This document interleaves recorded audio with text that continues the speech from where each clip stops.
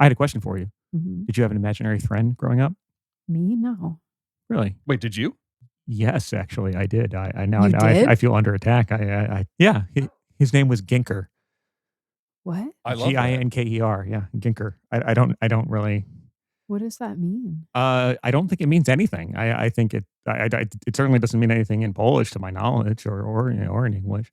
But It kind of sounds grandfatherly, like Ginker. yeah, it has a sort of Middle Europa kind of. Was it a human? I honestly don't remember. But I was told that I would have long conversations with, or hide from the cruel world with my good friend Ginker. How old were you?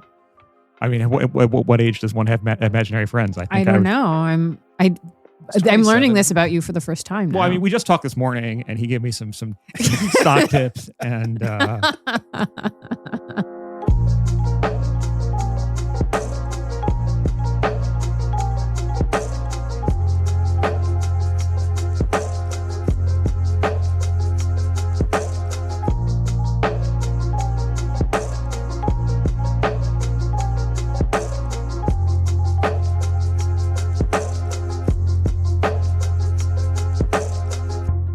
You're listening to Ordinary Unhappiness, a podcast about psychoanalysis, politics, pop culture, and the ways we suffer now. I'm Abby Kluchin. I'm Patrick Blanchfield. I'm Danielle. And today we are talking about the uncanny, or the Unheimlich. Ooh. I was really excited to talk about this because I've been living in a universe of horror movies for the last 15 years. So now I can finally understand what's been driving this. Please enlighten me. Yeah. I'm going to take on the role of the listener and just sit back and just drink this in. I'm excited. I feel like I'm like the odd person out here this week, because like I'm very interested in this essay, but like the concept of the uncanny is not one that has ever like particularly moved me. And also, like as Dan knows, I am afraid to watch horror movies. And I thought like this is going to be like your week to be like, yes, like I have every example, because Dan is a horror movie devotee. Yeah.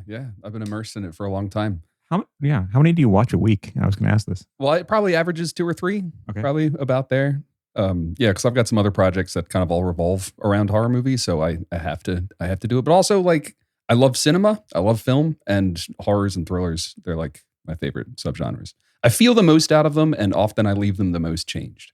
So that's what I'm looking for in a good movie. Wait, why? Could we maybe, before we really get into the meat here, could somebody just gloss the difference between uncanny, which Freud is talking about here, and terror or fear, or some of these other words that all kind of bump up against it? There are some sort of like philosophical versions of this that are helpful, where like this is like Kierkegaard, and then following Kierkegaard, Heidegger, the idea that fear is a thing that has an object, and anxiety, or like angst, which is not the same thing as the uncanny, but is a lot closer to it than fear or terror. Fear has an object, anxiety does not have one, and like hence creepy. Like it's much more upsetting to be thrown into a feeling without knowing the thing that is throwing you into it. Throwing is kind of weird language. Omnidirectional fear. Yeah, well, it's like you don't know the source of it. It's like fear in search of an object, or rather, it's that negative, apprehensive dread, looking for an object, versus, oh, here is the thing that I am afraid of. Yeah, right. And angst gets translated as dread sometimes. Like Kierkegaard has a book that we usually translate as the concept of anxiety, but sometimes it's dread. So the idea of the uncanny, as Freud deals with it here, one way to read this whole essay, which I don't necessarily think we're going to do, but I think just to flag it as being a useful thing, is that it's a very 20th century reckoning with what in like the 19th century would be called the sublime.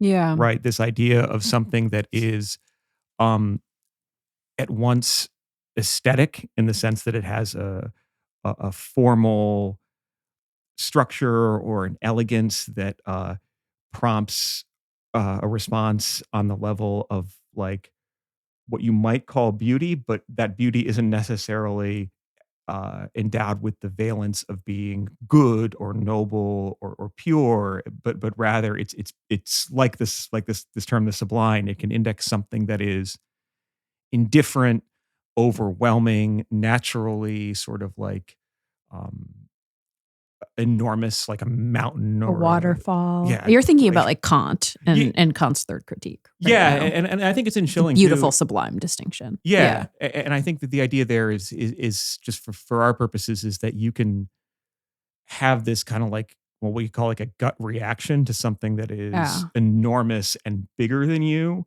and that isn't necessarily like a good feeling. Like, Right. yeah, And I think, one of the things that all of these things have in common that we're talking about, at least it's the sublime and anxiety and the uncanny, which I promise we will get to. Believe me, we will get to it and give you so many definitions. Is that like we'll probably do another episode on this, but also like Julia Kristeva's idea of the abject is that all of these things trouble the distinction between subject and object. And so to be confronted with them is in some way to feel the self tremble, right? In one way or another. And sometimes that can be like a very pleasurable sensation.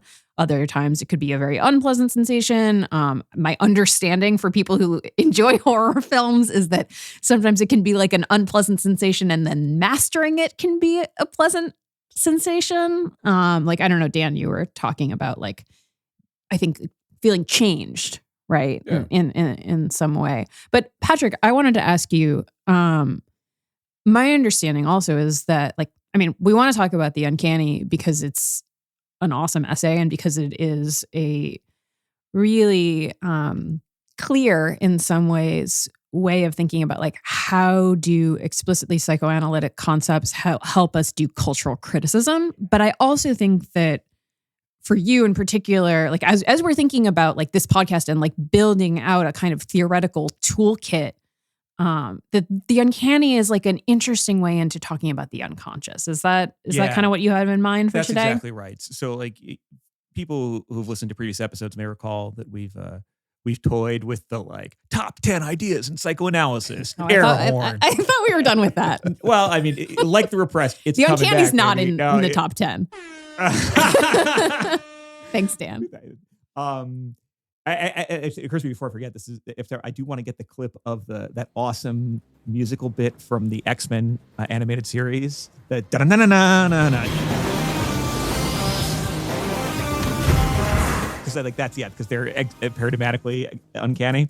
But yeah, like so I one like probably the core most important psychoanalytic concept you could probably argue from which all these other ones flow is this idea of something that you could call the unconscious, right? That's our number one of the top 10. And now we're getting rid of the top 10. That's the number one of the top 10. It subsumes all others. But the thing about the unconscious is that it's hard to talk about directly. You can kind of talk around it. Well, if it's structurally inaccessible to consciousness, it poses a problem. Right. It's like when you're trying to write about things that are pre-verbal. Yeah, but also too, like it's one of those things that we could spend, we could have the pretense of doing like a tight 50 minutes on, but that wouldn't really get there. Like we can never do a tight 15 minutes on anything. Let's be honest about our strengths and weaknesses. But I think for our purposes, as we do this sort of journey through psychoanalytic concepts together, what I want to do is to segue us into thinking about the unconscious via the uncanny. Yeah.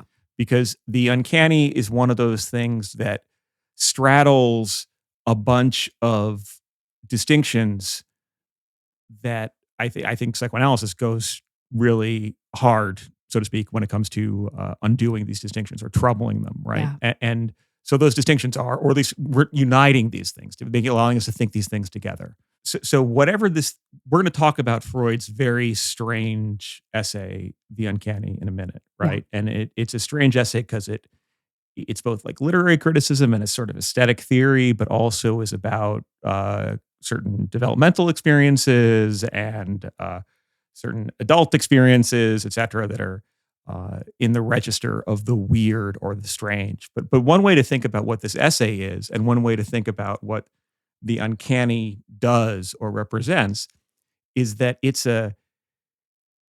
the Uncanny offers it offers a name for thinking about a whole bunch of ways in which the unconscious manifests in everyday life and in things that we value and consume for pleasure, like aesthetic joy, edification, whatever.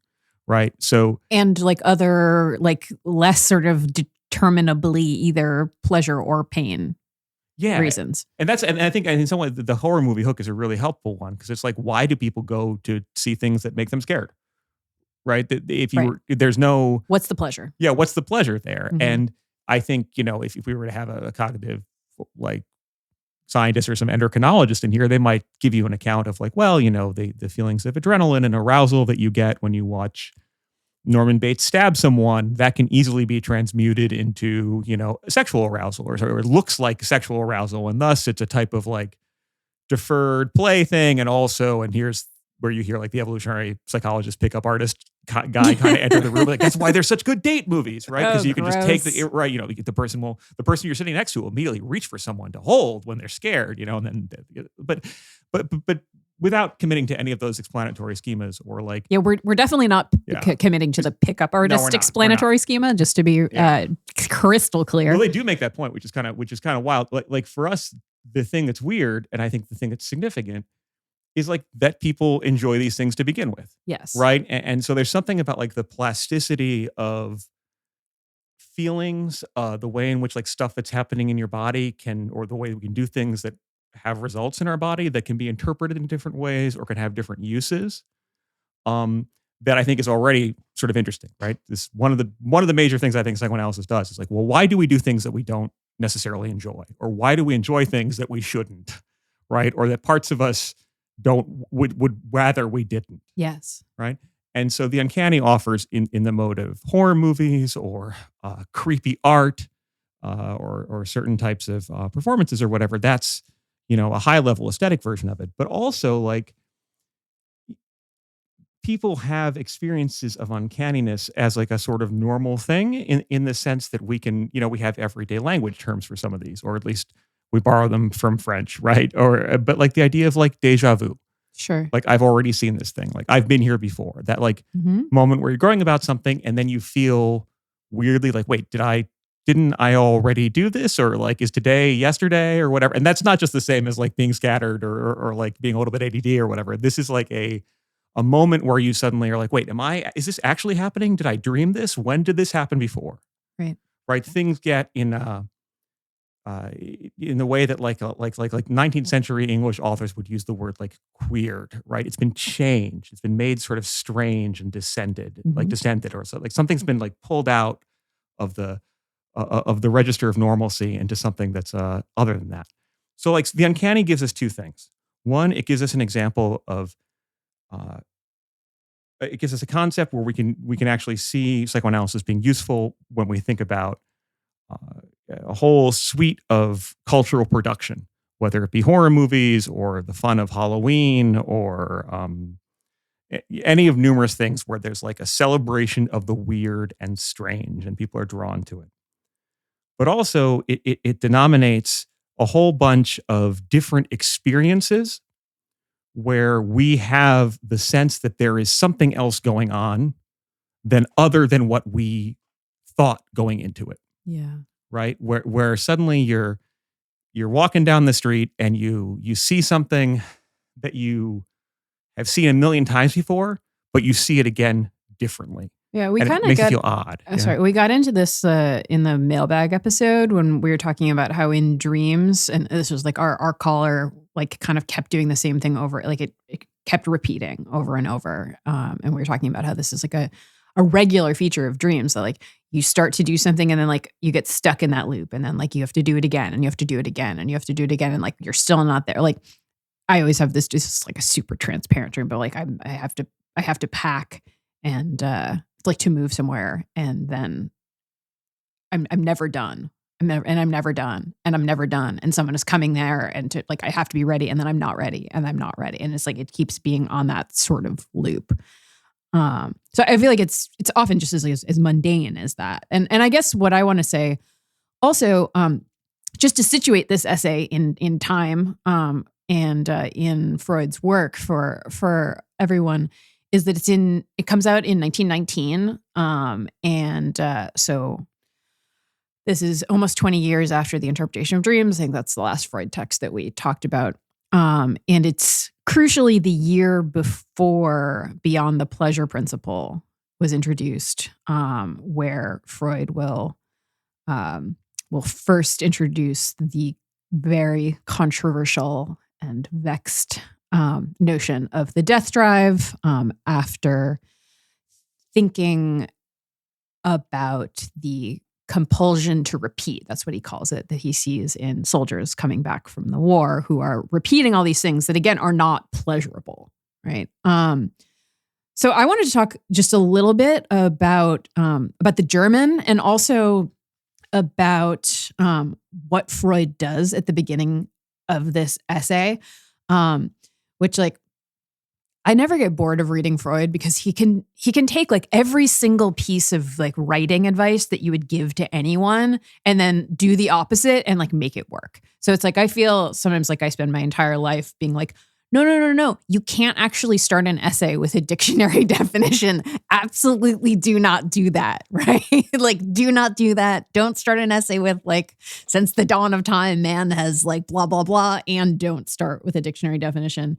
But it actually ends up really working for Freud. And not only does he start off with a dictionary definition, he starts out with a whole bunch of translations of the Uncanny, which in German is Das Unheimlich, Das Unheimliche is the name of the essay. He gives us like in various things in Latin and in Greek, like to talk about like an uncanny time of night, an uncanny place. In English, he gives us uncomfortable, uneasy, gloomy, dismal, uncanny, ghastly, haunted, of a house, a repulsive fellow of a man. He gives us in French, inquiétant, sinistre. I mean, I could keep going on. He brings up demonic, gruesome, when he's talking about Arabic and Hebrew. And then he goes back to German, and he does the full on, like, here are the many dictionary definitions, like definition 1, points A, B, C, D, et cetera, definition 2. He takes us back to the German, so Unheimlich, but he starts, and this is important, with the opposite, which is Heimlich. And that is the word that appears actually in some ways more than Unheimlich in the essay. So Heimlich is the adjective, Heimlichkeit is the noun. Unheimlich, die Unheimlichkeit. So here's the first definition we get for Heimlich, which is belonging to the house, not strange, familiar, tame, intimate, friendly. And one of the things that's really important here is that this pertains literally to the house. Yeah. Okay. I think Heim is like cognate with home. Yes. Right. Yeah. Absolutely it is. I also quite like the examples. Is this particularly important or relevant? It's not. Is it delightful? Yes, it is. So, I really like the tame examples, which is the lamb is so Heimlich and eats out of my hand. And then there's an example, the stork, a beautiful Heimlich bird. Okay, that was just because I wanted to read that. Another version of this that we get, again, we're all still in definition 1 here, is specifically about comfort and like contentment. Like, again, all in the context of the home. And there's a very interesting example here that's in the negative, which is she did not feel too Heimlich with him, which I get like a kind of like gift of fear, like pay attention, girl, and like run in the other direction. Like, again, we go to the slasher movie kind of thing. And then, yes, home, right? There's this image invoked here of the housewife. Remember, this is 1919. Okay. So the good housewife is not just like keeping house in the sense of like keeping things clean and doing the laundry and making sure there are meals and whatever, but is engaged in the creation of this like mood or thing that is Heimlichkeit, like homeliness, home-likeness. And we should say that this is one of those points where like the asymmetry between languages like kind of like can bite you, right? Like if there's all these like false friends or Yeah. like gift, for example, in German, right? It means poison. It doesn't mean a gift, like as like a prize. But like one of them is like homely in English. We kind of have it means like not that like Ugly. It means ugly. Yeah, Homely means ugly. yeah. Or plain. Yeah, which Is is a nice- not one of the senses here. It's No. like being at home. Yeah, Yeah. at home. Yeah. That would be it would be a false friend. Yes, exactly. Okay, let me go through the rest of this and then we can get into the essay. But I do think this is one of those things where you actually have to kind of follow Freud on this like etymological journey, whether or not it's like strictly the case or not, in order to see what he's getting at. So after all of that stuff about in definition 1 about like home likeness and comfort, there is the second definition, which is concealed, kept from sight, so that others do not get to know of or about it, withheld from others. So, okay, in this version, there's still a sense that persists of the idea of home, insofar as home is a place that is hidden, right? If you come, it's not public, like not anyone can just walk into your home. I mean, this is the idea of home, but otherwise, this is quite a different sense. And what Freud is at pains to point out, like what actually cashes out for him in this dictionary definition exercise, is that there's a point in which Heimlichkeit or the Heimlich flips over into its opposite, which is the Unheimlich, which is what we've been translating here as the uncanny. So let me read to you real quick the bit about how things flip over. So this is Freud. What interests us most in this long extract is to find that among its different shades of meaning, the word Heimlich exhibits one which is identical with its opposite, Unheimlich. What is Heimlich thus comes to be Unheimlich. So yeah, okay. One other line. Thus, Heimlich is a word the meaning of which develops, I like this part a lot, which develops in the direction of ambivalence until it finally coincides with its opposite, Unheimlich. Unheimlich is in some way or other a subspecies of Heimlich. Yeah, there isn't any English like analogy for it, right? Like it's No, it really isn't.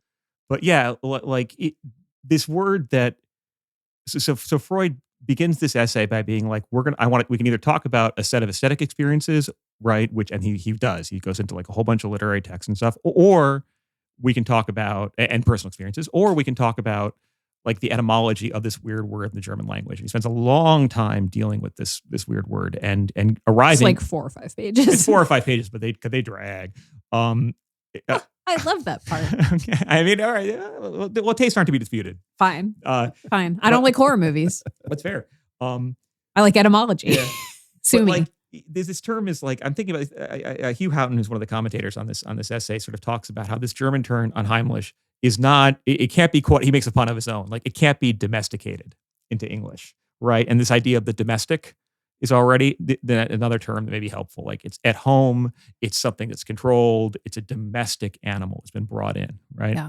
And another, like the lamb. like the lamb, yeah, it's a domesticated creature. Or another one might be, a related one might be the idea of like the root word of, in familiar, right? The idea of like a family, Yeah. right? This idea of something that's close to the hearth or the home. Note, by the way, we're doing all these in like these Germanic languages because that's kind of really part of the substrate of English here, right? But also like the word familiar can mean, oh, this is something I recognize and this is normal and good to me, and it feels like home. But also familiar can be like the demonic partner of a witch or a sorcerer, right? That oftentimes inhabits one of these domesticated creatures. Often. A cat, yeah, Yes. or like in that movie The Witch, it's a creepy goat. Right? What's his name? It's like Black Jonathan or Black Stephen or what? Black Phillip. Black Phillip. That's right. Do you want to live deliciously? Wouldst thou like to live deliciously? How'd you get to Stephen? That's another saint. That's fine. I mean, it could be like Ringo, John Paul, or Ringo. But so he really leans into this term, and what he's trying to do there is basically to talk about how this weird word is used to describe a weird set of feelings or experiences, and is also used to describe a whole bunch of like tropes or narrative turns or recurrent images or characters or themes in literary creation, Mm-hmm.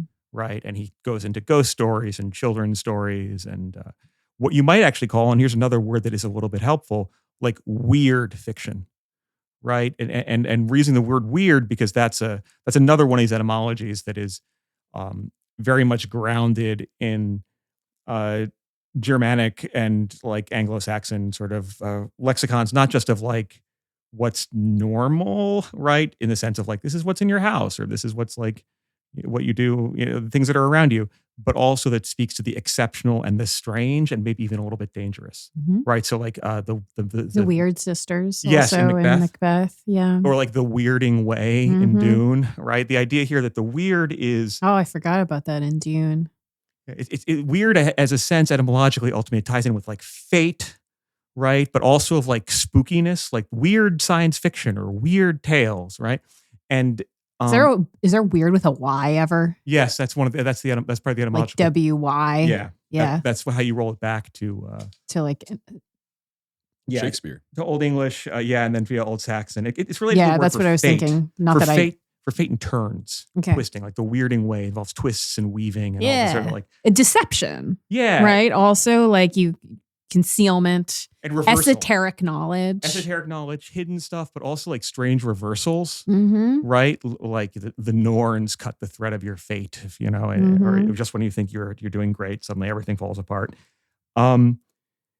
So, and I should say too, it may be helpful to note that like other languages besides English will translate this word as Freud sort of recoins it. So Freud, the term uncanny, which is a term that Freud uses in the English on occasion too, that comes from the etymology there is tied to, well, obviously is like not, but canny has you can trace its origins back to like the term cunning via like Scots or something. It refers to knowledge or like being aware of things. Right. The point is uncanny as a word in English derives from a similar sort of brew of hidden knowledge, strange knowledge, Yeah. knowledge that's people shouldn't confess to knowing, but they kind of know, right? It has a magical, supernatural dimension to it. And interestingly enough, like after I just like read all of these things about like what is Heimlich and how it tips into the Unheimlich,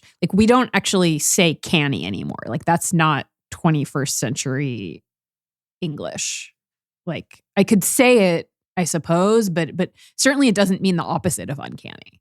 That we don't have a word for the opposite of uncanny other than like, no, we don't. Do we?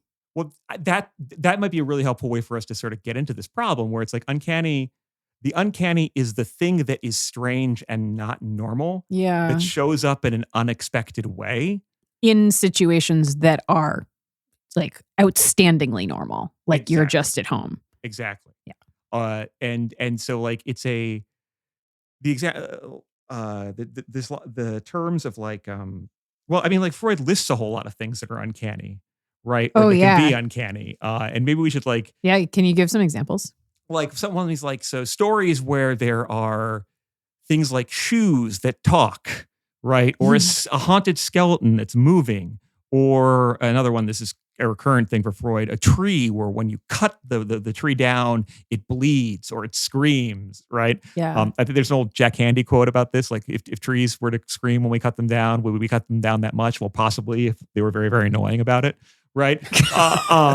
But it is like, it's that's like a deep cut. Yeah. You expect one thing and then you get something else that's not what you expected. And it's that's that reversal again in some ways. And to think of not exactly, but it's a term that sometimes is used in other languages. And this is part of what we're getting at. Like the French have to come up with a new term for this to use Freud's, to talk about what Freud is. And I think one of the ones that they do is like, l'inquiétante étrangeté, I think, which is like the disquieting strangeness Yeah, things. Sure. I buy it. Yeah, but all these terms are like trying to name something that is the feeling of something that's weird and unanticipated. You suddenly feel weird. Yeah. Right. And it's a weird where something that weirdness, something you encounter something that you thought you knew, Mm-hmm. right? Or you expected to know well, but suddenly it sort of comes apart. Right. An example I can sometimes have, or I'm thinking about, is like when you get your haircut in like the COVID era, during the COVID era, like high COVID, when you have to wear a mask and you're just looking at your face and you're staring at your face for long enough, right? Except the bottom half of it is occluded. And you're saying, what exactly is a human face? Or I don't know, maybe if like you're in an intimate moment with someone, you're both laying in different directions and you look down at their head and they're upside down. Oh yeah. That's what I was thinking of when you were talking about the mask. Yeah. Yeah. And you start seeing you imagine like, well, what if that forehead is their chin? Right. That's very upsetting. And what if their eyebrows are just bags under their eyes? And suddenly you look at the human face and you're like, oh my God, the human face is a hot mess. Right. This is a strange, weird thing. I wanted to read a quick example from a short story, actually, where this Sure. comes up. This is from actually a fairly minor Nabokov story, but it's about essentially someone having what is sort of like an existential crisis, or what we could talk about as like a psychotic break. But right, this is basically this guy walks out of his house, and then he writes, "I was on my own, and the world was on its own, and that world was devoid of sense. I looked at houses, and they had lost their usual meaning. That is, all that we think when looking at a house. A certain architectural style, the rooms inside, ugly house, comfortable house, etc. All this had evaporated, leaving nothing but an absurd shell. The same way an absurd sound is left after one has repeated sufficiently long the commonest word without heeding its meaning. House, house, house, hoose. It was the same with trees, the same with people. I understood the horror of a human face. Anatomy, sexual distinctions, the notions of legs, arms, clothes, all that was abolished. And there remained in front of me a mere something, not even a creature, for that too is a human concept, but merely something moving past. In vain did I try to master my terror by recalling how once in my childhood, on waking up, I raised my still sleepy eyes while pressing the back of my neck to my low pillow and saw, leaning over the bed head, an incomprehensible face, noseless, with a hussar's black mustache just below its octopus eyes and with teeth set to its forehead. I sat up with a shriek, and immediately the mustache became eyebrows, and the entire face was transformed into that of my mother, which I had glimpsed at first in an unwanted, upside-down aspect. And as this guy continues to walk down the street, he sees things like dogs, and he just flips out because he's like, what is this dog thing? What is this creature doing?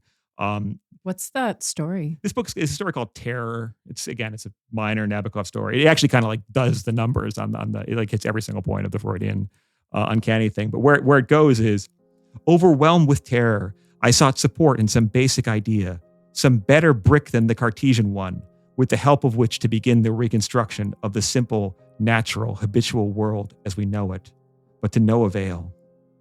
I felt so nauseated that I had to get up from the bench and walk away. I gave up struggling.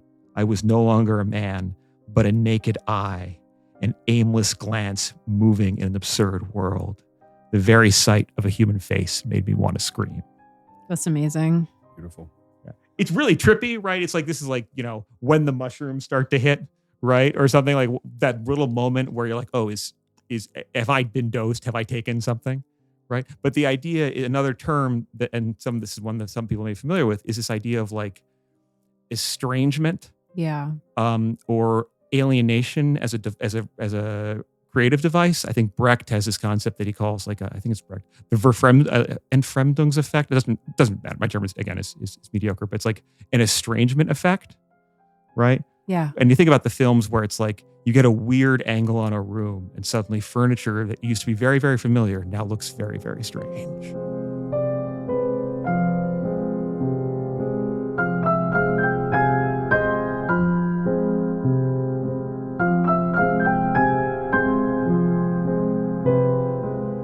There's also this thing that I feel like we haven't hit on, but that's really crucial to Freud's concept of the uncanny, which is of doubles. And that can be like in stories where there's like doppelgangers, for instance. I think Dan, you'll have to chime in, but like twins, I feel like also, weren't you watching a movie that had like, it wasn't triplets. It was like, what's seven? Septuplets? Septuplets? Yep. Right? Like what's more creepy than twins? Triplets. What's more creepy than triplets? You know what I mean? This sort of the doubling and then the doubling of the doubling. And so like this works both in terms of like things that hit emotionally at the level of the uncanny, right? When you see somebody that looks like you, or somebody, this is a phenomenon, I think. There's like people, like a friend will call you up and be like, I saw someone that looked exactly like you. And you feel a little like frisson, right? Of like, but it's not like it's not really nice. And Freud also talks about this in terms of like reflections and mirrors, which I think is like an especially interesting thing to talk about. Now, I was thinking about how like Instagram face actually is sort of a good, or like, I mean, there's an uncanniness to like looking at, like Kim Kardashian is a great example of the uncanny, like both in the uncanny valley sort of way, which by the way is not like that the person who originated the idea of the uncanny valley is not drawing on Freud, but arrived this separately, but like partly in that uncanny valley sort of way. And then partly also in this like, are you alive or are you a doll? And also then in all of the people who have literally like not only do makeup, but also like clothes and then cosmetic surgery to look like Kim or other Kardashians, then there's doubles of that original version. And then, yeah, like Instagram face where it's like, literally like I can't tell any of these people apart. They all have the same eyebrows. Eyebrows are really big for this episode. Eyebrows are really weird. Like, again, if you start looking at eyebrows more, you're like, what are these things? Okay, right? Women have been obsessed with eyebrows for especially the last like 20 years. I'm well aware. But not in these things are weird. Right. Kind of way. Well, I mean, look, I'll own this. I have some issues with gaze avoidance. And so one thing that I've been taught to do is to focus on people's eyebrows or the space between their eyebrows. Yes.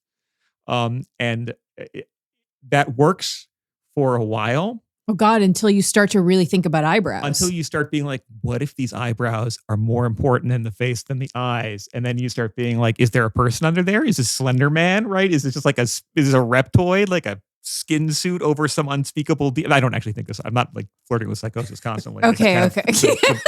I just have some strongly neuroatypical stuff going on sometimes, or in general. But that's aside, right? Right? Like think about like looking in the mirror, and this is actually one of the two examples Freud gives, right? Looking in the mirror and not recognizing the person that you see in there. Yeah. Right? Like that, like you or like one of those moments where like maybe this is I'm really curious about the age breakdowns of our audience, and we're gonna hopefully learn more about that. But like you ever like after a certain period of time, you look in the mirror and you're like, oh my God, that's my father. That's my mother. Mm-hmm. Or I look so old. Mm. Like you suddenly have a moment where there's a disjunction between your sense of self and this thing that's given to you as like a double, right? It's an uncanny feeling. That's so interesting. I have found it actually when I started to look in the mirror and be like, oh, I look like my mother. I found that very kind of comforting. Well, this may also relate to why I had imaginary friends growing up, but let's move on from that. But yeah, but also like, think about like, all the horror movies too, where it's like someone is like, they've just been cursed by, I don't know, the old fortune teller who they didn't help cross the road, right? Or they just opened a book that they shouldn't have. They're beginning the eldritch descent into madness. Yeah. You have a scene where they're looking in the mirror and then suddenly their image in the mirror winks at them. Yep. Yeah. Right. Or like there's a little bit of extra movement, or there's someone over their shoulder that shouldn't be there. Right. Mm-hmm. There is actually Jorge Luis Borges, the brilliant writer and novelist and essayist, has a lot on this idea of the uncanny, which he says is untranslatable from the German, though he does think that the English uncanny comes close. But he's also very interested in things like mirrors or in doubles. And in infinite things also. Yeah. Infinite regress. And it has this kind of weirdness. Another one. Escher is also a good kind of, I mean, yeah, I don't really think about Escher these days anymore, but but that's a pretty good example. Also, the hands drawing other hands, that kind of thing. Or like David Lynch, some David Lynch movies. There's this yeah. element where like these women are particularly with women, where it's like, oh, these women are kind of the same, or their faces are changing, or they're a little bit like who is this pervasive sense of unreality.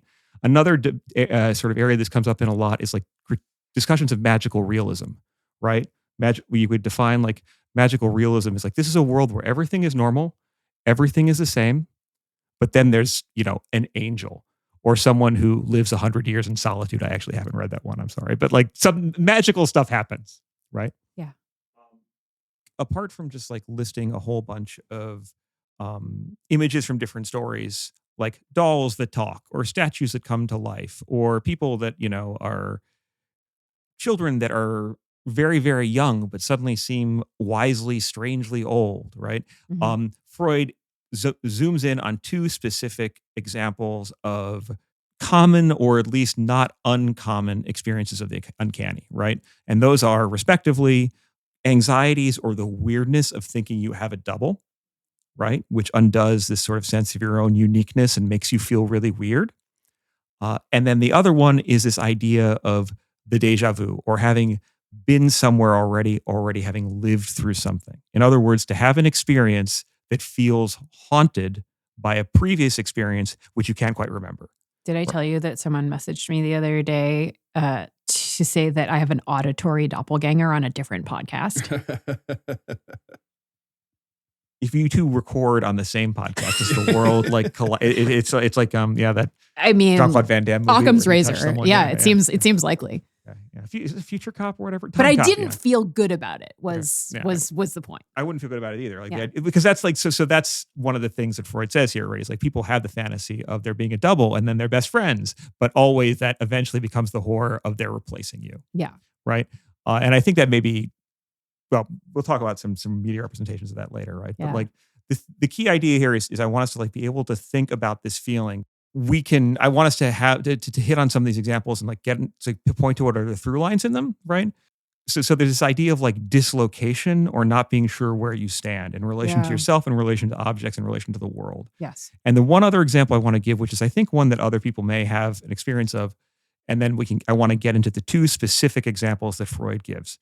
But this is the example of like travel, right? Or being somewhere that is not somewhere you know, Sure. right? And this is particularly a good example of this might be like international travel, but not necessarily travel that puts you somewhere that is incredibly different from where you're coming from, right? So as opposed to, I don't know, like flying from Newark Airport and, 48 hours later, you're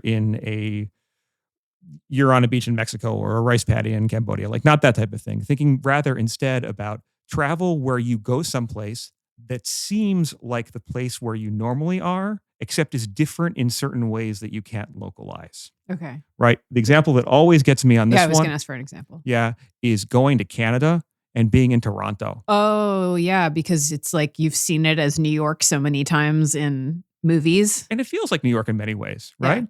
I've And actually never been to Toronto, Toronto's a great except city. by watching a lot of movies that are set in quote unquote New York. Yeah, or Montreal sometimes too is one of these ones where it's like you go to Quebec City, where you go to these places, you're like, oh, this is a North American normal city, and then suddenly someone speaks French, right? Or there's a state-run liquor store, or That's the such a sign is a quintessentially different color. American version of the uncanny. Yes. I think everything is normal and someone speaks French. Yeah, exactly. I'm leaning into that right now. Or another example of this might be like going to like California sometimes from us on the East Coast, where it's like this feels like America, like the rest of the country, but also kind of Not.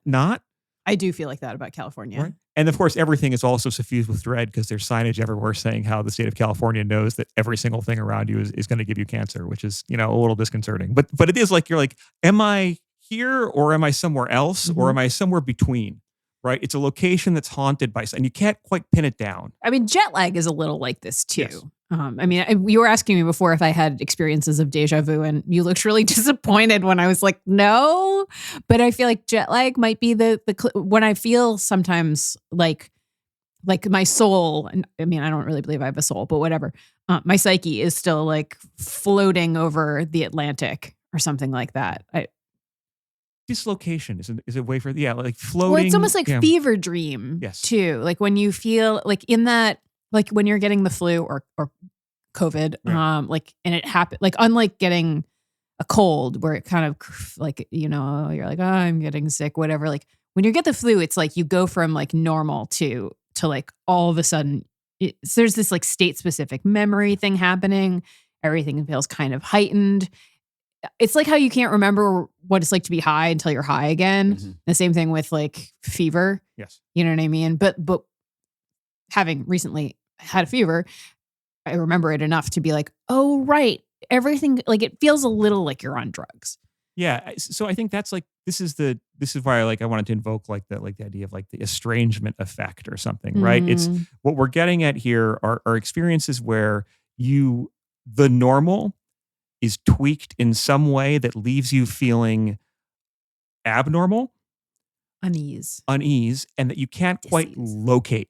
Yeah. Right? You There's- can't point to the thing. Yeah. And this goes back to, I think, Dan's very first question of like, how is this different from fear? And we were talking about like anxiety not having an object.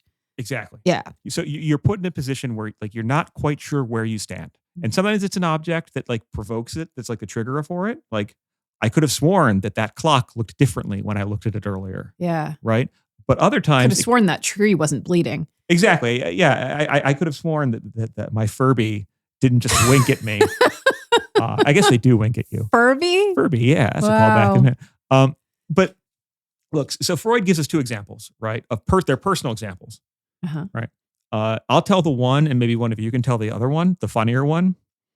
The one that's not so funny is that he's on a train, so he's traveling. He's already a little bit dislocated. And he's in Yeah. a sleeper car, and he opens a door to like the restroom on the train, and he sees an old, somewhat strange-looking man in a nightgown entering the bathroom at the same time. And he's, of course, very awkward. He's like, oh, I don't know what to do. There's another man in the bathroom with me. This is so weird. He looks kind of strange, and I want to avert my gaze, but also I'm kind of drawn to him. And then Freud's like, oh, that old man is me. It's a mirror. Right? And that's, this is an experience of estrangement, alienation. You can't quite pin down what's the thing that's weirding you out. Is this real? Is this not real? Has this happened before? Am I awake? Am I dreaming? That is actually how I feel thinking about the whole year of teaching on Zoom. Yeah. Yeah. Yeah. Uh-huh. So then the other example is another travel example, and it involves getting lost in a city. Yeah. Would one of you like to tell this story? I think I remember that one. It was Freud he doesn't mention the city. It's not Vienna. It might be Paris or something like that. I don't think he mentions it. I guess I always assume it's Amsterdam just because he's caught in. I mean, this is like the loop I was talking about before in my own personal dreams. But he's like he gets lost and he's in a red light district and he keeps trying to exit it and he can't. He keeps ending up at the same. Is it the same corner? Or is it just the same spot? Well, it's the same neighborhood. It's the same neighborhood. And that neighborhood has a certain significance. Well, I already said it's a red light district. Yeah. Freud is the absent-minded professor going on a walk into town. I think some people have said it maybe Italy. And he doesn't quite know where things are, and the streets look sort of the same. And just coincidentally, he keeps on like letting him go where his feet take him. And he keeps on returning to the red light district. But it's like, I mean, he's very consciously at a certain point, he's like, no, I got to get out of here. And then he's like, but I'm still here. And I'm still here. And I'm still here. And Yeah. I'm still here. And we should say that this is one of those, for Freud's marriage was not exactly a happy one in many ways. And so this is a period where the fact that my man is like finding himself on a walkabout, it's a little overdetermined. We'll just say that.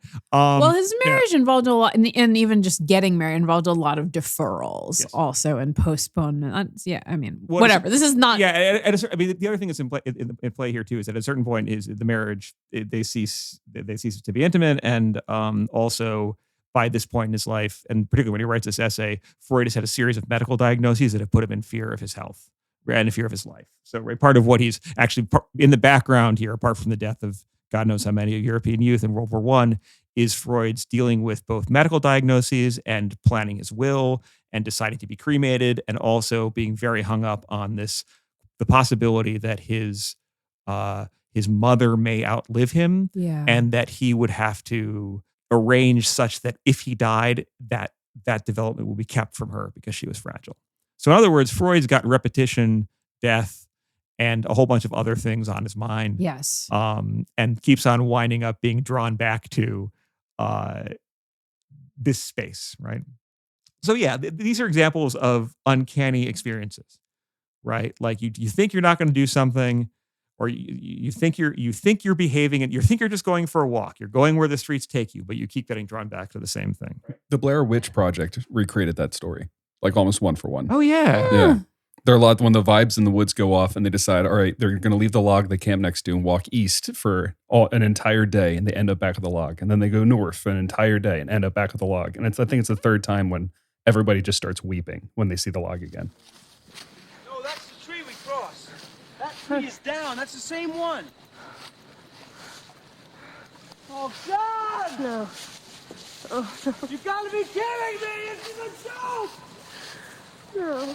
This is not funny! Mike, just please stop. Please stop. Please stop. Please stop. No. No, Mike, it's not the same log. It's not the same log, Mike. Same log. Look, it's not. It is! Open your eyes! It's not the same log. It's not the same log. It's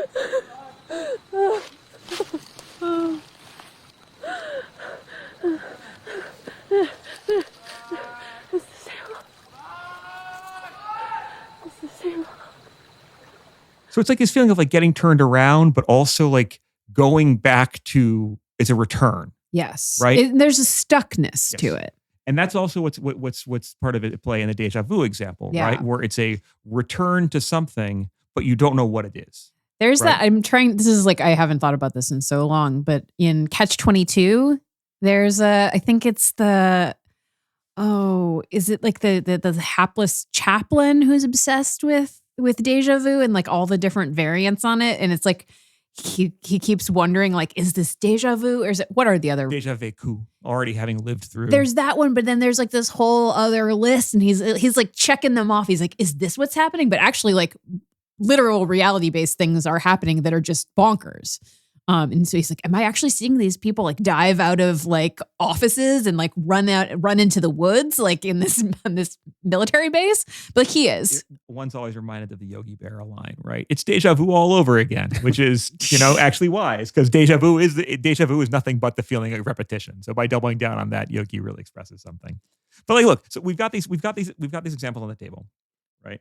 And now I think what we can do is, without necessarily following Freud's essay too tightly, we can kind of ask, what are the through lines? What are the recurrent themes or features in our encounters with uncanny objects, right? In the real world or in media, but also with experiences of deja vu and like deja vu or whatever, right? Or anxieties over the double. Like, what are some through lines? And I would suggest that the through lines involve situations where you have an object or an experience that is characterized by the coexistence of what would otherwise be contradictory features, right? I'm doing this for the first time, but no, maybe I did it before, right? I'm fully awake, but it feels like I'm dreaming, right? I thought I imagined this, but actually it's real, right? And this is, I thought I'm seeing something, but maybe I'm not seeing it normally, and now I'm seeing it for the first time, right? This object that was once alive now is dead, or this thing that I thought was inanimate suddenly seems to be animate, right? So those distinctions between existential states or moments in time, they're erased, or they're put into a position of profound uncertainty, right? Salman Akhtar, who's one of the interpreters of this stuff very nicely, describes the uncanny as involving a dissociative type of change experienced by the subject in his or her perception of things or himself. Reality appears distant, like a dream or a shadow, and is at this point that false recognition occurs, right? So this I think is really helpful right away, cash value, and thinking about like what are some things that are commonly seen as being uncanny, right? Like the dog that talks, the Internet of Thing objects that somehow, like the refrigerator that lets you know that it's no longer running, right? It prank calls you in the middle of the night to ask you if the refrigerator is running, or like the Roomba that sings, right? Like part of what I think we're getting at is that 21st century life involves being surrounded by increasingly uncanny objects, but also, hell, it gives us a lot of examples of stuff that's in the realm of what the Japanese roboticist, I think it's Masahiro Mori, called the uncanny valley, like stuff where I'm like, am I talking to a real person now? Right? Well, or is this just ChatGPT? If you grew up though with a singing Roomba, it wouldn't be weird to you. Right. Like, I mean, this is the one of the ways in which like the uncanny is also what you find uncanny is pegged to what you find normal. So the Roomba, which is a changing target. The Roomba becomes uncanny when a Russian hacker patches into it and starts speaking to you, demanding your social security number through the Roomba. I'm just saying that uncanny, a Roomba itself, 5 years ago, maybe not 5 years ago, but like however long ago, because in our lifetime there was no such thing as a robot vacuum. It in and of itself, it was uncanny. What about thinking that your phone is vibrating when it's not? I get that all the time.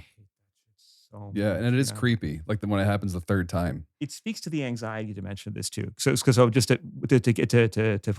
really underscore this thing, part of the idea here is that what the uncanny does is one feature of uncanny experiences is that they can be extremely anxiogenic. That is generative of a lot of anxiety, right? But also, and this is where we're going to go with it in a second, Freud's argument is that anxiety that you feel is actually a transformed version of an other anxiety which has been repressed, right? But more broadly too, I think we can say that these examples of like where the uncanny involves a blurring of categories, right? Animate, inanimate, live, dead, etc. And all these fears, right? Fears like, I don't know, these robots are going to turn me into a robot, or this dead person is going to rise from the grave and make me dead too, right? That these are all kind of on another level of abstraction can be thought about as like slippages between other categories or states, right? Between what's known and what's unknown, right? Between something that's hidden or should be hidden and a thing that's revealed, right? Distinctions between like, I don't know, sophisticated thinking. Like, I know that the person walking towards me is a human being and not just an assemblage of random organs like moving forward because their interior body is just full of ants or something. But that coexists with the terror that maybe they aren't real, right? Or the fact that for example, consciously, rationally, that when I think of someone and then they immediately call me on the phone 5 minutes later, that's just a coincidence. However, that experience troubles the distinction between my sense of how rational action works, of how cause and effect work, and basically the idea of like things that can happen in my mind versus things in the world. Even if you are a very put together person, if you are thinking about a friend you haven't talked to in 5 years, and suddenly they call you, you're going to have a moment of uncanny weirdness. Right? Unless Freud thinks you have like genuinely put aside childish things, which is to say like the part of all of us, that infantile part of us, which still believes in what Freud calls the omnipotence of thoughts, or like magical thinking. That's a term we should think about for 1 second and really define. Yeah, please. So there's this idea of like the omnipotence of thought, right? And I think this is something that you find in children. Freud finds in children. He also finds it in certain types of religious systems. Yes. Right. But the idea here, and it's a reasonable one, I think, to start with, is if we think of children who are still developing their reality testing capabilities will wind up in circumstances where they frequently think that what they think has real causal power in the world. How about like just like the walking on a sidewalk, step on a crack, break your mother's back. Exactly. Right? Like, so you develop superstitions and rituals. Yeah. Right? But imagine here, or like hold your breath when we're driving by this graveyard, because that, it's rude to do. We will offend the people who are unable to breathe while you're doing it. Right? Yes. Did you have that one? Yeah. Yes. And so these sort of like childlike things, like over time we learn, well, no, if I step on a crack, you're not literally going to break your mother's back. Mm-hmm. Right. And no, the buried dead do not begrudge my COVID damaged lungs or something. Right. There is a But I mean, yeah. it just like the very basic sense of like, as adults, hopefully we understand that thought and action are separate. Although, like, I suppose if like this is where, I mean, like, I guess in Christianity, they're like kind of not. um, but, but hopefully we do have a sense that like, I can have I can in a moment of rage or whatever, I can be like, I wish that person was dead. But I know that I'm not actually, and if they drop dead the next day, I'm not going to say that was my fault. But like in this sort of mode of the omnipotence of thoughts, like there's a real belief that you have caused this thing, that your thoughts have actual, literally potency in the world, and usually it is to harm. No one's going around like being like, well, I had that like nice thought towards you, and then like you won a Guggenheim, and I'm responsible for that because I was really sending you all those good. I mean, I guess we have like The Secret is a really good example of like the omnipotence of thoughts, right? I mean, so this gets, and I should say too, if we think about this in some ways, like imagine, for example, I don't know, like let's say you were a child and you did step on a crack and then entirely coincidentally, your mother falls off a ladder and does break her back, right? That would probably fuck you up as a kid, Yeah, sure. right? Yep. And I think part of the idea here for Freud, and this is a key thing that makes his psychology and his visions of culture very different from other people, is that the child stays in you. You still have the Yes. child in you on some level. And all these like quote unquote primitive, quote unquote savage, all these words that are very, coded and very problematic. In the Freudian account, they don't have quite that same valence or that same negative charge insofar as that No. those things that are primitive or quote unquote archaic are actually still present in things that are supposedly sophisticated, advanced, and civilized. Yeah. And I mean, it's like, it's interesting because there's always, I mean, I think for Freud, there is always like the injunction, like grow the hell up, but also the kind of simultaneous, well, but also you can't structurally, like not entirely. But in that Uncanny essay, there is, I mean, I feel like this is why you think it's funny that I don't have that many uncanny experiences is like, he is saying towards the end of this essay that like the uncanny doesn't really have that much of a hold on you if you have managed to really kind of overcome that, even that sort of infantile part of you that tends to persist in everyone. You like master it to the extent to which like you don't, I don't know, write an apology letter to the family of the person who's just died for having wished them dead when they actually die, right? But you may still feel it. That's the thing too. Like you will still feel the weirdness, right? Freud seems to indicate here that capacity to be undone by the uncanny or surprised by the uncanny, or at least to feel the uncanny as a weirdness, is a thing that persists into adulthood. Yeah, Right. I guess what I'm trying to say is I think there's an ambivalence in Freud where on the one hand, like all this language he uses, and again, this is Freud's language, wouldn't use it today, but where he talks about the primitive, the archaic, animism, and he's using all this language. He's not really saying like savage and barbarous, but it's in that kind of mode.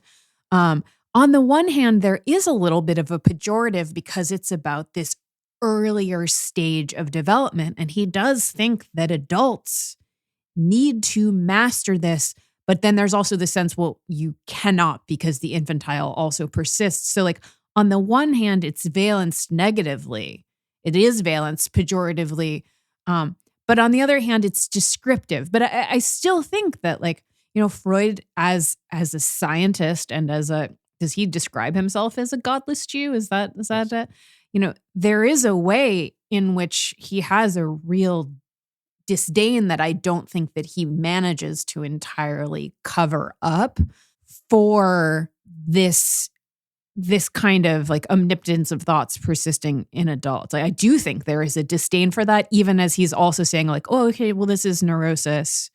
But I think it's just something that is a tension in Freud's own thought. That's what I'm saying. And I think it's a tension in his own biography. And I think part of his argument too is it's a tension in everyone's life, right? Like to the extent to which like, sure, like we don't necessarily think that just because we thought something bad about someone and they die a day later, we did it.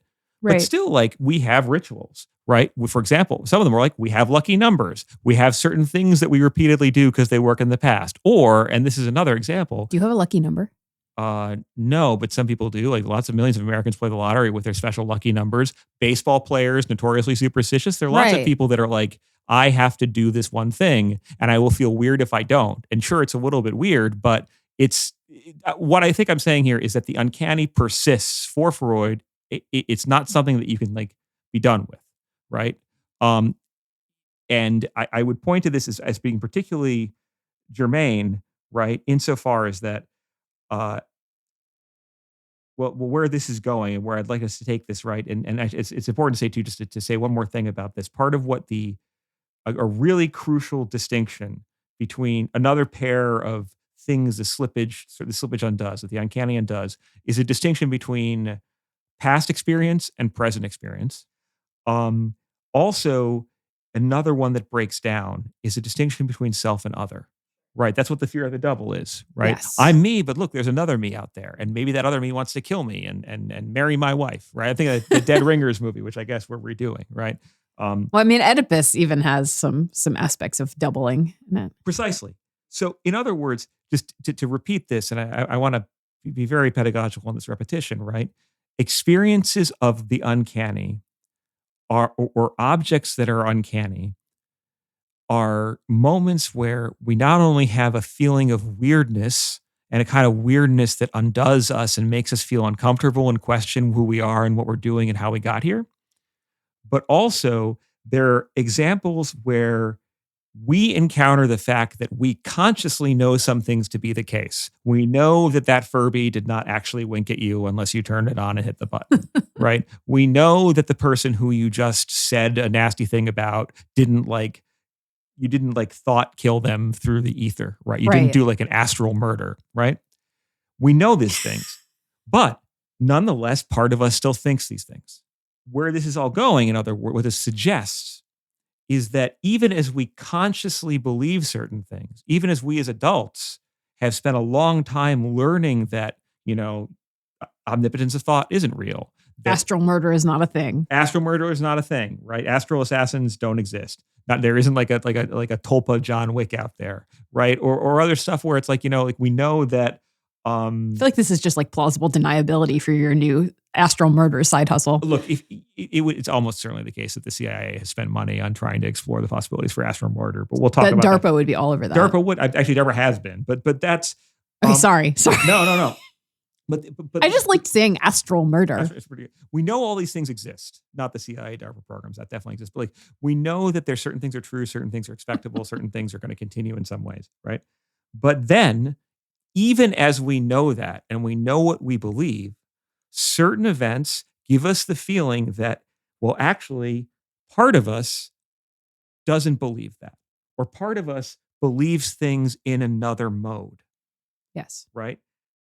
And Freud will also say, one example here is a little bit helpful. And this is an example that also gets to the question of like how we can't really overcome this, how it's a signal in some ways. But like note, for example, for one example Freud gives is like, you could say that people are scared of dead people, dead bodies, because like, look, this is a body, right? This is a person that you were talking to and it was a human being and they were moving around of their own volition. And now suddenly they're 200 pounds of dead weight. Right. And those eyes, which were full of life, the light has gone out of. Mhm. That's an uncanny fucking experience. Yes, it is. Right. And it's also a traumatic one to encounter. Yeah.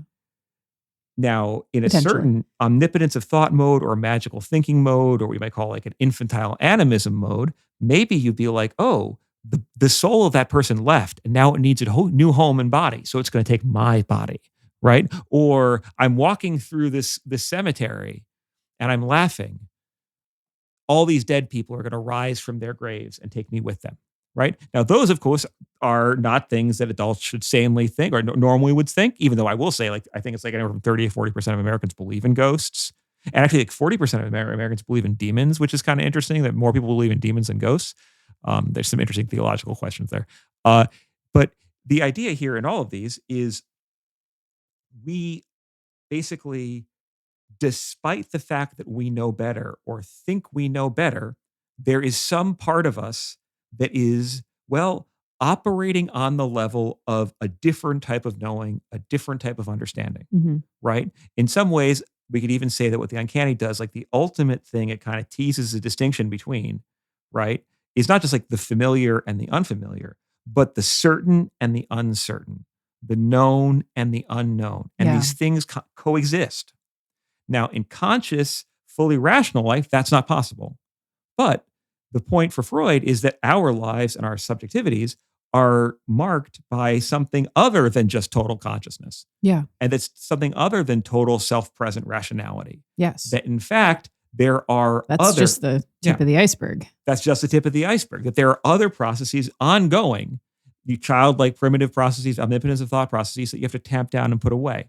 Mhm. And that sometimes, however, Freud also notes, those tendencies get translated into social formations, social taboos, which are presented as though they're very sophisticated, as though they're moralizing, as though they have grounds in some ethical system, but that really are just a thinly veiled transformation of those earlier anxieties, those more primitive, archaic modes, right? And a great example of this, which I think is one we could spend a minute or two on, is this idea of the taboo you sometimes hear after someone dies where you should not speak ill of the dead, Oh, yeah.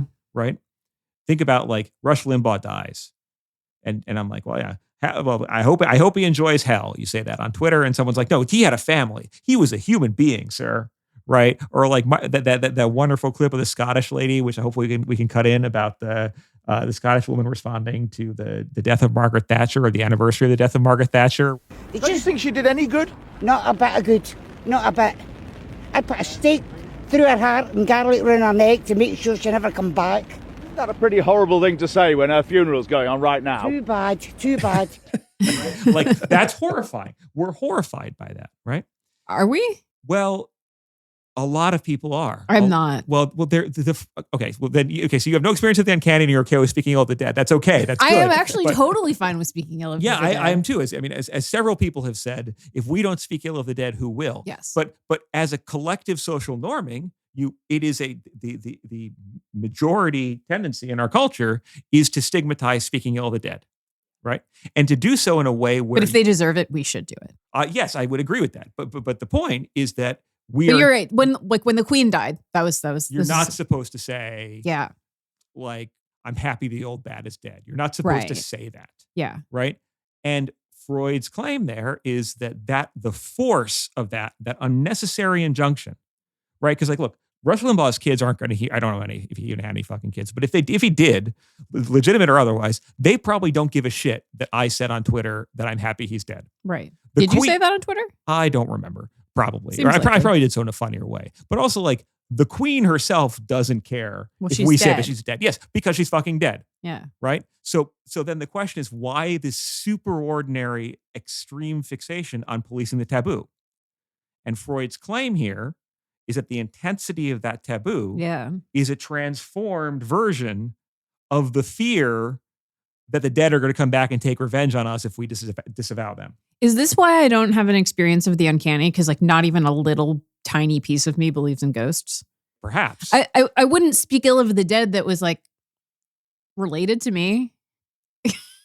Well, I don't even feel like the tiniest little like tingling of any of that. I've never thought ghosts are. I don't know. Maybe I'm like hyper rational no, well, you are hyper rational, but also I think like here the thing or deeply repressed. what you're talking about is not what people are talking about when they don't speak ill of the dead. Right. You were talking about truth and memory, right? And Yeah. being like, well, this is what this person lived and did.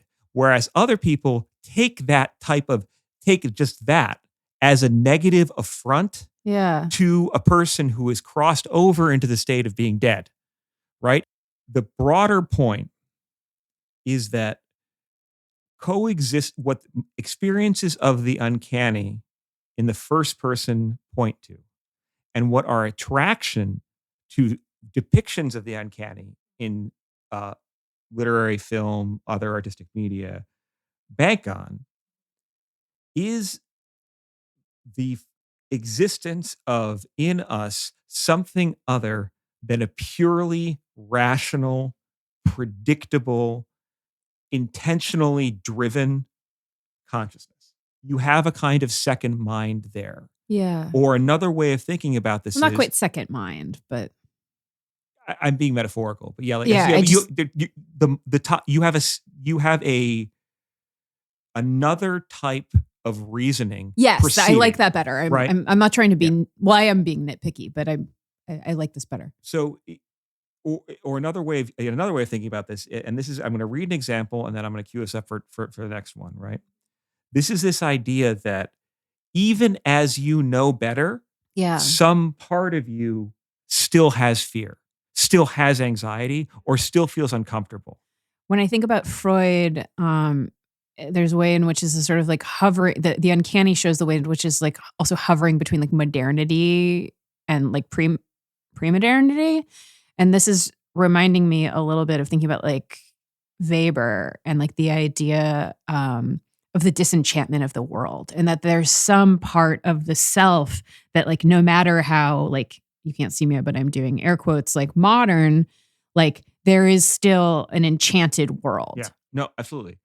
And I think but enchanted, which could also mean haunted. Yeah. Right. Enchanted is not like a good thing Yeah. necessarily there, but peopled with gods and demons and ghosts and spirits. That's what I mean. And I guess I'm saying this like no matter how strong, and I'm clearly an example of this, the conscious disavowal of that. Yeah. That persists. That's what I'm trying Yeah. to say. And I think that that language is helpful there. And part of what's so discomforting about uncanny experiences, or even thinking about the uncanny, is that they bring us into an undeniable encounter with the fact that we are not, conscious rationality is not the only master in the house of our minds. Here's this example, and it's a beautiful line. I want to give this example, and then I want to cue us up for where we're going with this, right? Because this is going to be 2 episodes, I think, right? Here's a quote from Paul Veyne, the French philologist, and he's not a psychoanalyst, but is writing about different kinds of belief. And one way of thinking about what's going on in the unconscious is that we have certain beliefs that are archaic in childhood, whatever, but they are beliefs. The belief that, I don't know, if you swear on the life of your mother and then you break that promise, then she'll die, right? But here's the bit that Paul Veyne gives. This is from his book, Did the Greeks Believe Their Myths, which is just an amazing book I'd love to talk about more. If we thought about ghosts with the same mind that makes us think about physical facts, we would not be afraid of them, or at least not in the same way. We would be afraid as we would be of a revolver or of a vicious dog, while the fear of ghosts is the fear of the intrusion of a different world. For my part, I hold ghosts to be simple fictions, but I perceive their truth nonetheless. I am almost neurotically afraid of them, and the months I spent sorting through the papers of a dead friend were an extended nightmare. At the very moment I type these pages, I feel the hairs stand up on the back of my neck. Nothing would reassure me more than to learn that ghosts, quote unquote, really exist. Then they would be a phenomenon like any other, which could be studied safely with the right instruments, a camera or a Geiger counter.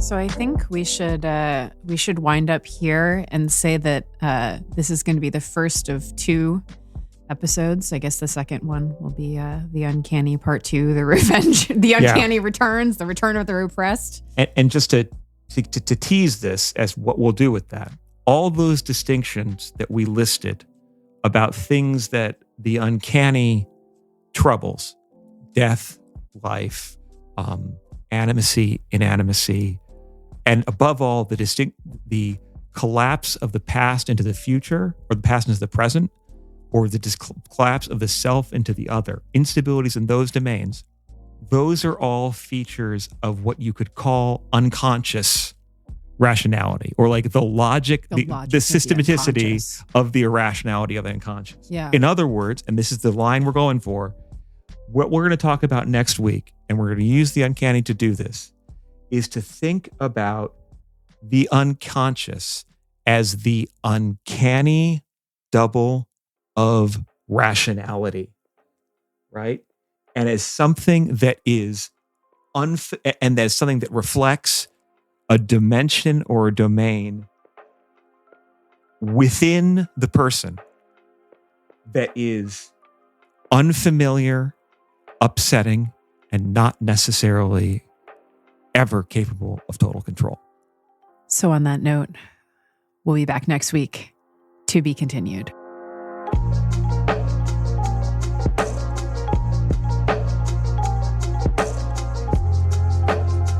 This has been an episode of Ordinary Unhappiness, a podcast about psychoanalysis, politics, pop culture, and the ways we suffer now. I'm Abby Kluchin, and today I was joined by Patrick Blanchfield and Dan Yowell. This podcast is produced by Dan Yowell. Music by Formal Chicken.